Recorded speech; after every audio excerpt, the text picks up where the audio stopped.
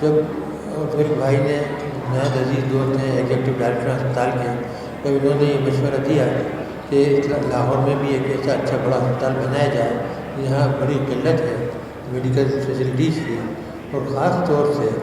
یہاں پر ایک ایسی وبا پھیلی ہوئی ہے کہ ینگ ڈاکٹر جو ہیں وہ ہر دوسرے چوتھے مہینے اسٹرائک کر دیتے ہیں، اور پھر اس کے بعد او پی ڈیز بند ہو جاتی ہیں، اور جتنے غریب اور مسکین بیمار لوگ ہیں ان کو علاج کی سہولتیں بند ہو جاتی ہیں۔ آپ کو علم ہے کہ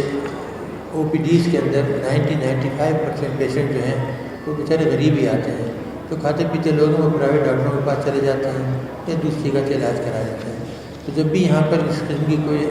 حرکت ہوئی تو پھر بھائی سے میں کہہ دیتا ہوں کہ جی آپ اپنی او پی ڈی جو ہے